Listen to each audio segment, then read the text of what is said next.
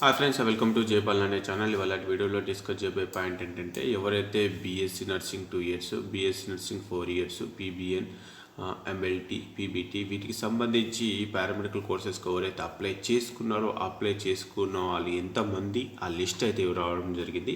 ఆ లిస్ట్ ప్రకారంగా సర్టిఫికేట్ వెరిఫికేషన్కి మనం వెళ్ళాల్సి వచ్చింది. ఆ సర్టిఫికేట్ వెరిఫికేషన్ షెడ్యూల్ అయితే ఇచ్చారు. ఆ షెడ్యూల్కి సంబంధించిన కంప్లీట్ డీటెయిల్స్ అన్ని కూడా దీంట్లో డిస్కస్ చేయబోతున్నాం. కాబట్టి ఈ వీడియోని స్కిప్ చేయకుండా ఇంటి వరకు చేయండి. అదేవిధంగా ఈ వీడియో మీకు నచ్చకపోయినా ఎవరికొకరు యూజ్ అవుతుంది. కాబట్టి ఇలాంటి యూస్ఫుల్ వీడియోస్ని మీ గ్రూప్లో షేర్ చేస్తూ ఉండండి. ఇక డైరెక్ట్గా పాయింట్కి వచ్చేద్దాం. దీనికి సంబంధించి అఫీషియల్ వెబ్సైట్ knrhs.telangaana.gov.in. ఇది మనకు హెల్త్ సైన్స్కి సంబంధించి అఫీషియల్ వెబ్సైట్. దీంట్లో హెల్త్ రిలేటెడ్ కౌన్సిలింగ్ కానీ హెల్త్ రిలేటెడ్ కోర్సెస్కి సంబంధించిన ఏ నోటిఫికేషన్ వచ్చినా ఫస్ట్ దీంట్లో ఉంటుంది.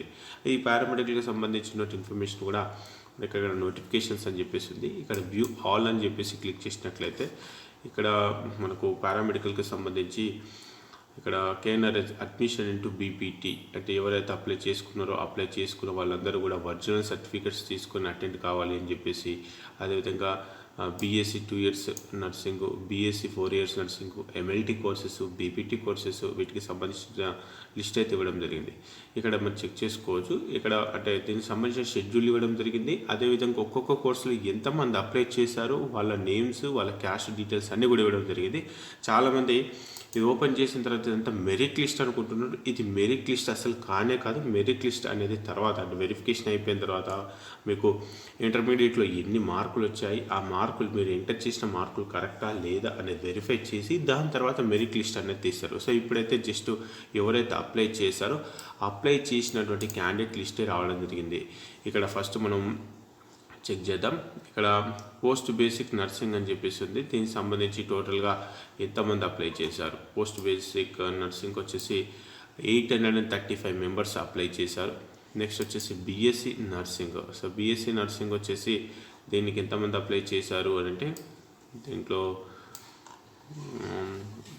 బీఎస్సీ నర్సింగ్కి వచ్చేసి చాలామంది అప్లై చేశారు. నియర్గా 3878 మెంబర్స్ అయితే అప్లై చేయడం జరిగింది. నెక్స్ట్ ఎంఎల్టీకి వచ్చేసి ఎంఎల్టీ కోర్సెస్ అప్లై చేసిన వాళ్ళు 1496 అంటే ఎంఎల్టీకి కొంచెం ఎక్కువనే ఉంది. నెక్స్ట్ బీపీటీ కోర్సెస్కి అప్లై చేసిన వాళ్ళ లిస్ట్ వచ్చేసి 1548.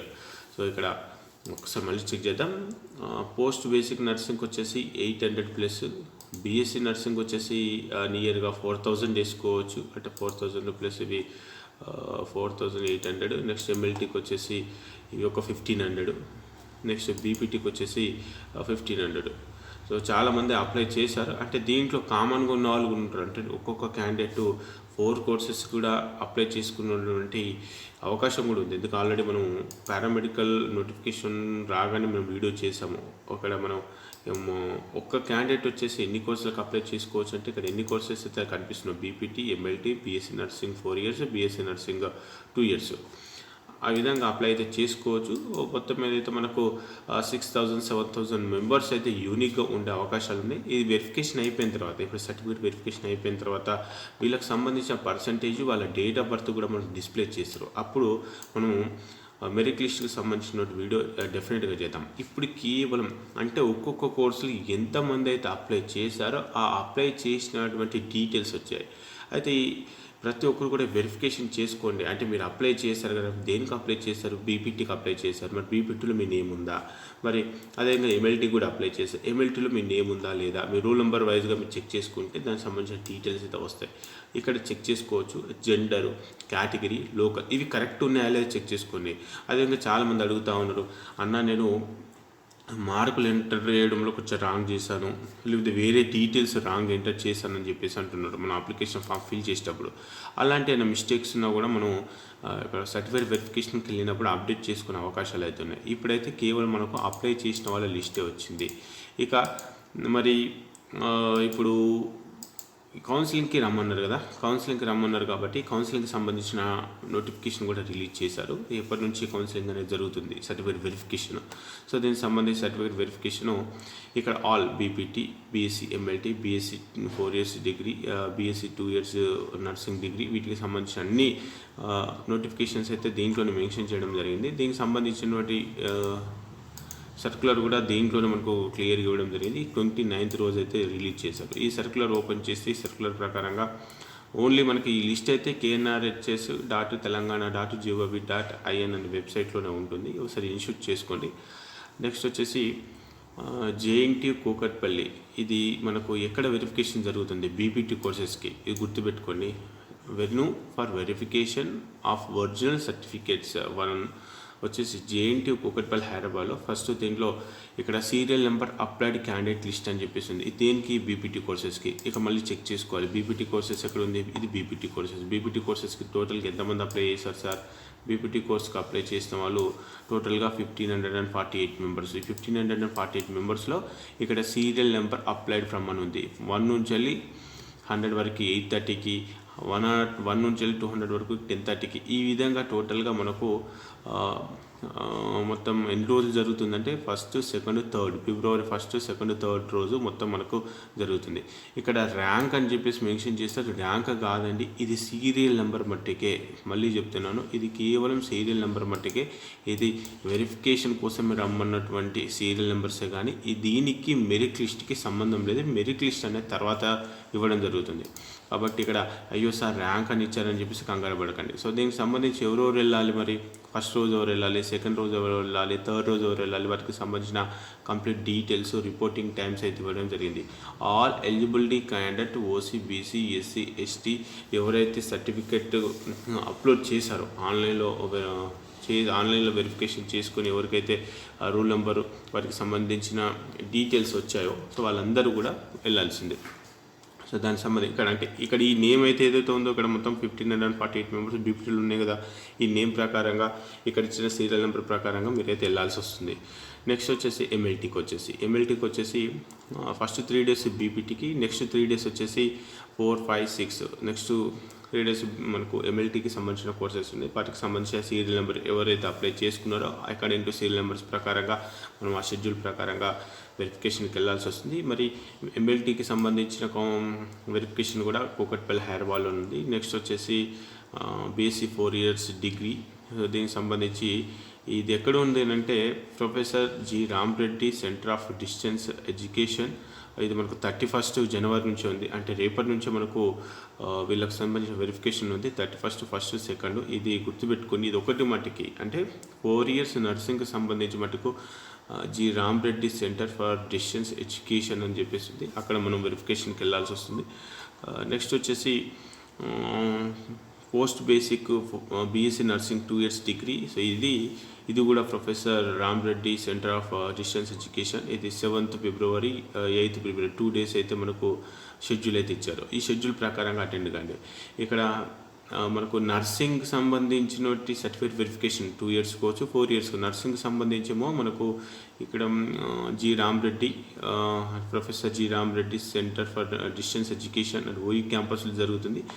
రిమైనింగ్ ఎంఎల్టీ అండ్ బీపీటీ కోర్సెస్కు ఇది జేఎన్టీయూహెచ్ కూకట్పల్లి హైదరాబాద్లో కౌన్సిలింగ్ అనేది జరుగుతుంది. కాబట్టి దాని ప్రకారంగా సర్టిఫికేట్ వెరిఫికేషన్కి వెళ్ళాల్సి వస్తుంది. ఒకసారి ఇన్షూట్ చేసుకోండి. ఒకవేళ పీడబ్ల్యూ క్యాండిడేట్స్ కనుక ఉంటే candidates have attended for verification of PW eligibility medical board అని చెప్పేసింది.